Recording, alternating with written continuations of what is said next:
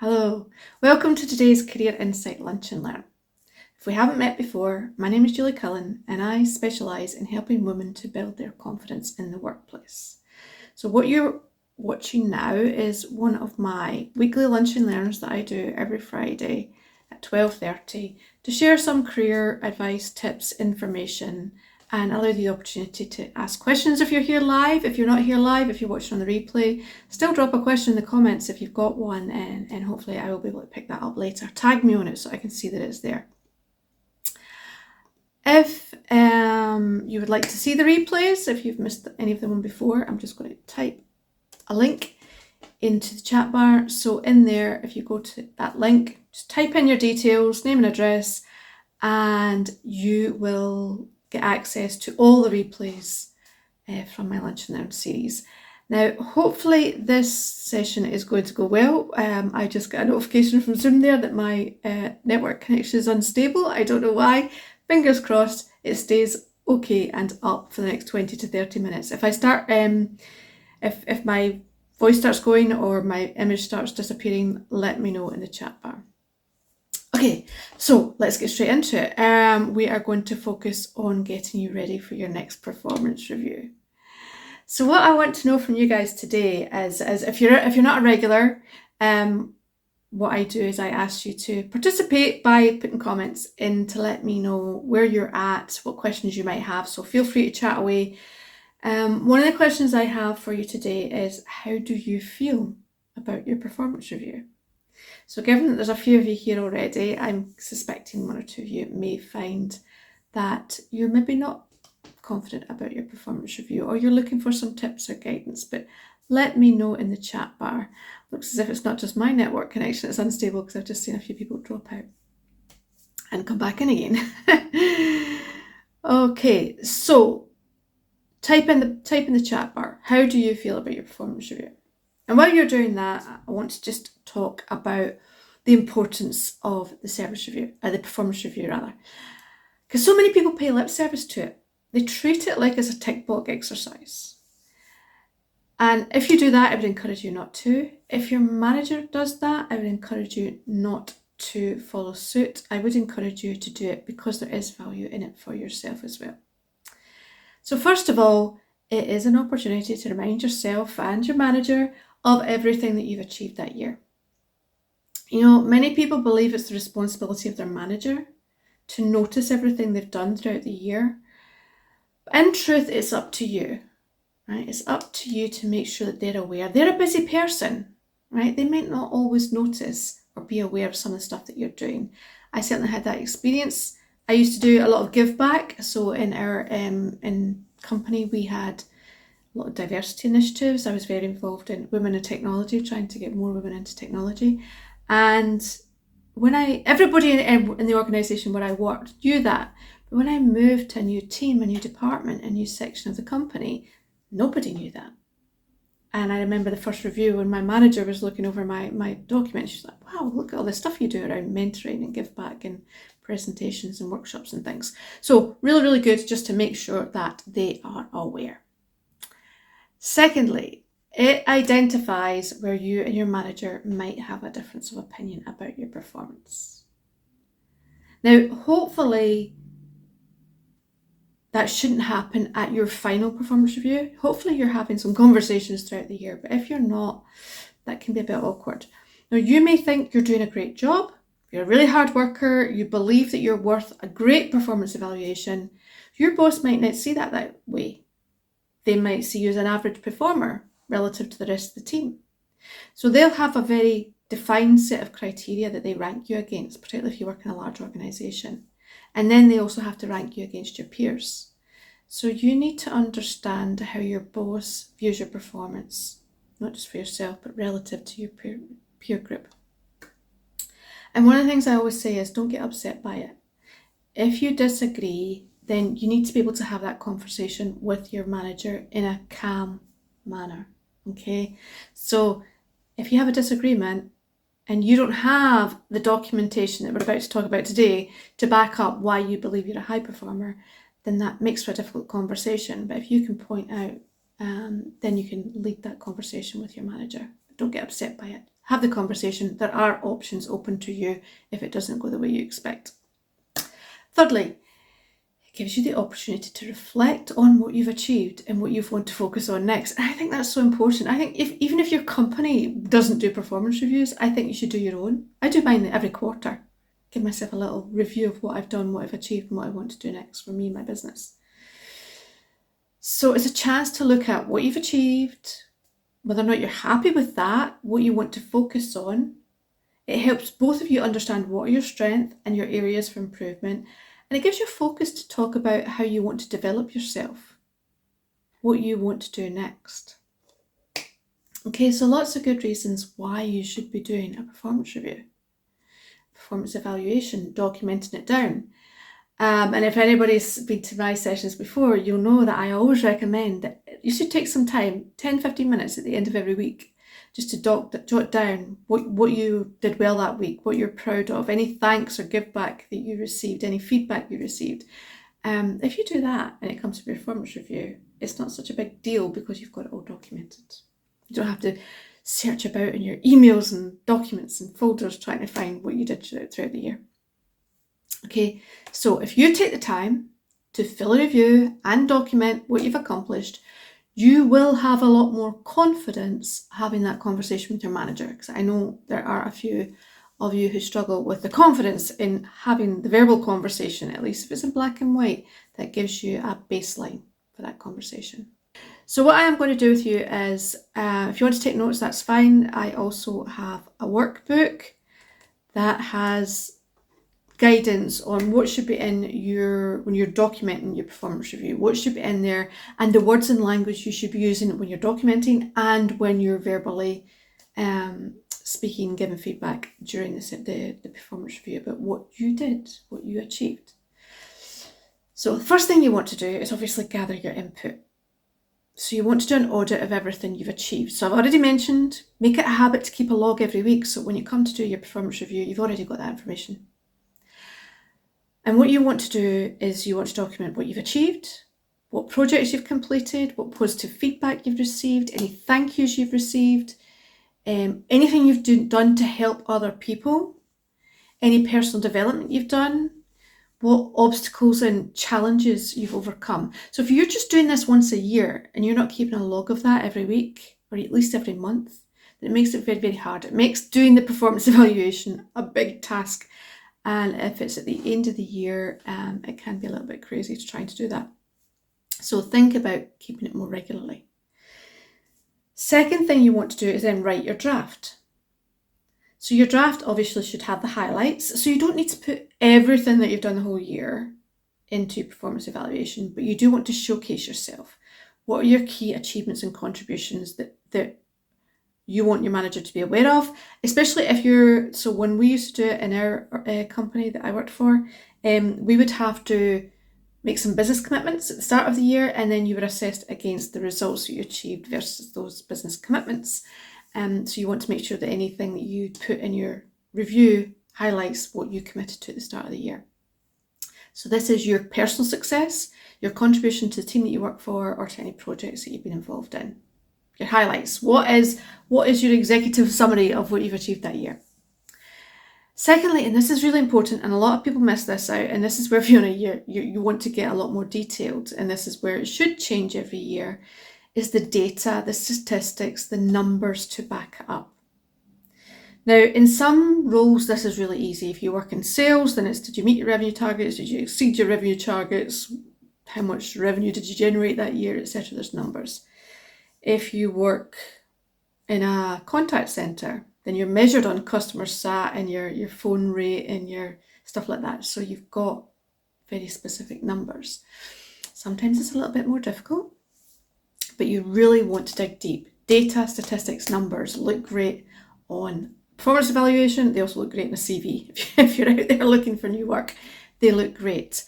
If you struggle with that, so say for example, you're a team leader. So you're a team leader of a team in a contact center. And so they're the ones that are measured on customer sat, etc., etc. So they can very individually say what their number was.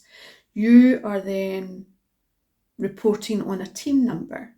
which is great. So if the team improved customer sat by 5%, you document that, but more importantly, you document what was your contribution to achieving that statistic. Okay, so what did you do with the team? What did you do in terms of mentoring, coaching, training them, putting them through other training? What was your contribution to that stat? It's very important. Remember to document the new skills you've learned, so any training you've done. And then the one a lot of people forget is the work that you've done outside the day job. So have you done give back? Did you volunteer to go and help out at the local school when the call came out? Because I know a lot of big companies do that. And what did you learn from that? Mentoring. Do you formally or informally mentor someone? Make sure that's documented. That is give back. That is you being... These are the kind of things that demonstrate that you're not just an average employee. You're stepping up. You're mentoring a colleague. That's huge. You're then securing someone else's career and future and helping them. That's big. That's more than just being an average employee and an average performer. So, and then even if it's not formal, if you're helping training colleagues, if you're sitting with someone for an hour, showing them how to work that spreadsheet or showing them how to do things, document that.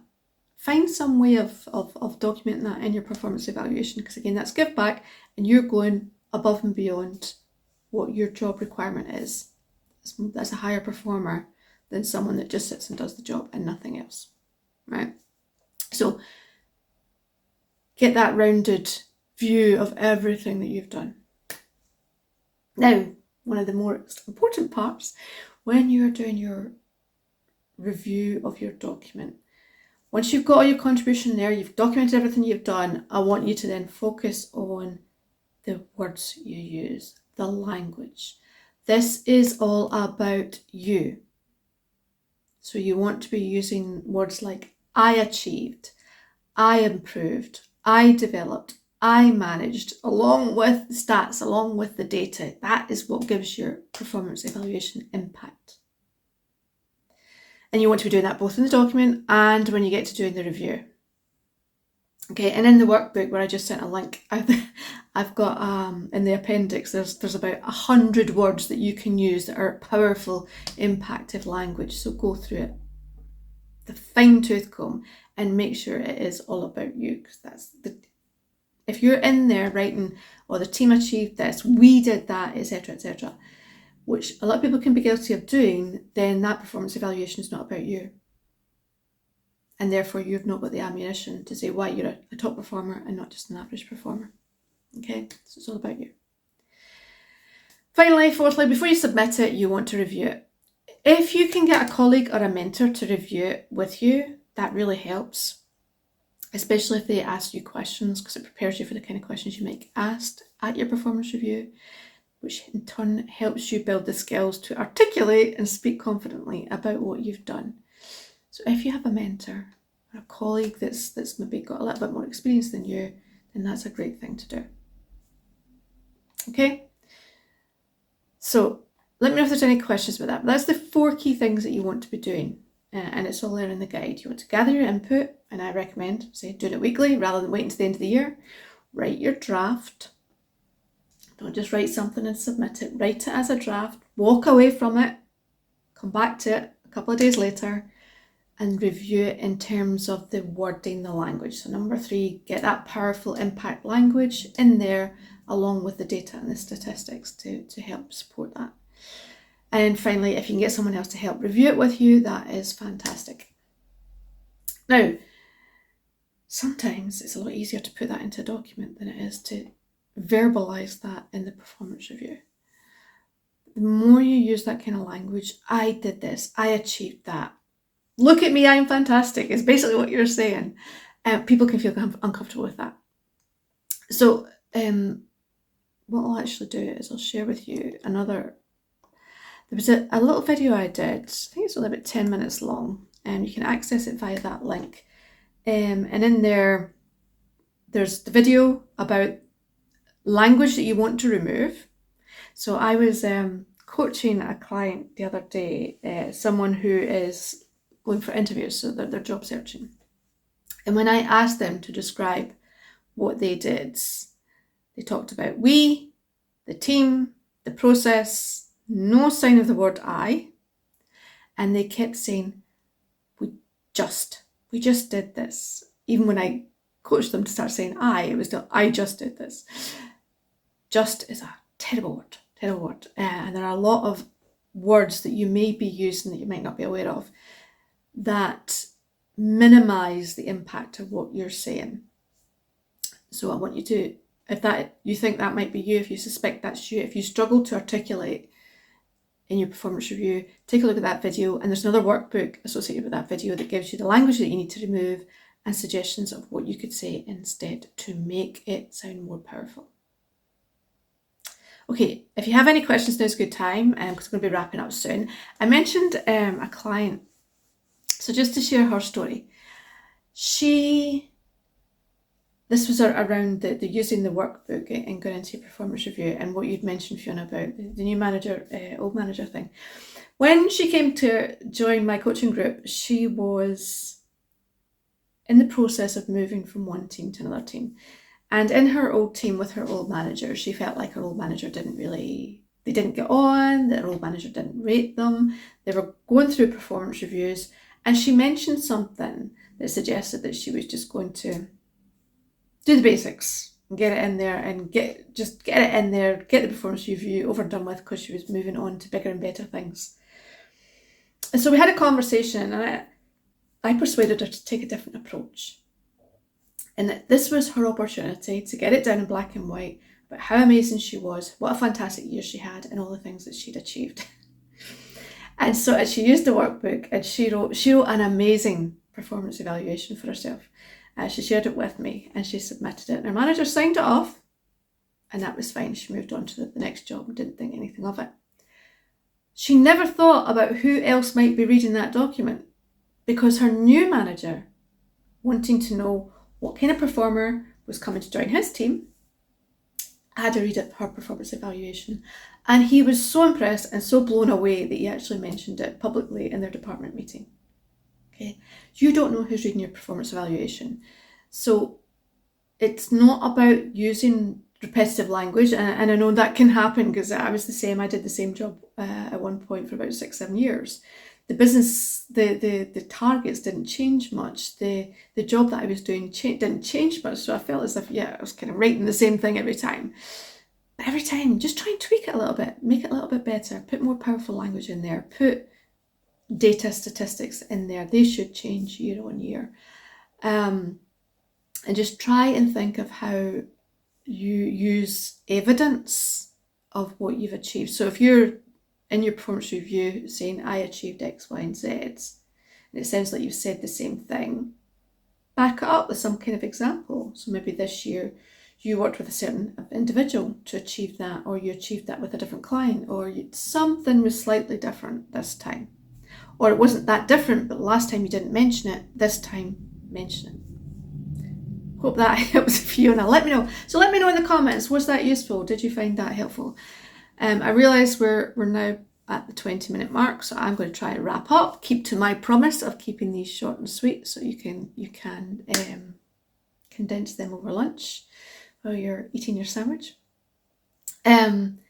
So 4 things that you want to be doing. Gather your input, as I recommend. I can't stress this enough. If you're doing it weekly, it just makes it so much easier when it comes to the end of the year. Write your draft. Then review it for the wording. You want good, strong wording. It's all about you, and you want examples. And review with a colleague or a mentor if you can. Okay, let's see a wee comment there saying very insightful. Thank you. So before I talk about next week's Lunch and Learn, one of the things that I wanted to let you know, for anyone who's regularly in my sphere, you'll know that next year, starting in January, I'm going to be running a 12-week group coaching program, which is the little lady I was talking about. That's how we met through the coaching on the 12-week program. If you have some challenges over confidence, if you find it a struggle to do these things, if you find it a struggle to verbalise your contribution, how amazing you are, if you struggle with interviews, if you struggle speaking up for yourself in meetings, whatever, if you want to be a more confident individual in your workplace and you want to make 2024 the year that you make that change, then I'm running a 12-week program, starts in January. You can find out more about it on my website, juliecullen.co.uk, or you can just message me. You know where to find me. I'm in LinkedIn on a daily basis. So just DM me if you want. Okay, so that's all for today. Thank you for the feedback. Thank you for engaging within the comments. That always helps. Next week, we are going to talk about letting go of your perfectionism. So if you feel that you're a perfectionist, whether you're proud of being a perfectionist or if you know that it causes you some challenges in the workplace, I'm going to talk about that next week and help you to let go of your perfectionism. It's actually, I've just realised, I was about to say it's the same link as you registered for in this meeting, but it's actually not, it's a different one. So if you just bear with me, I'm going to go into Zoom and get the new link.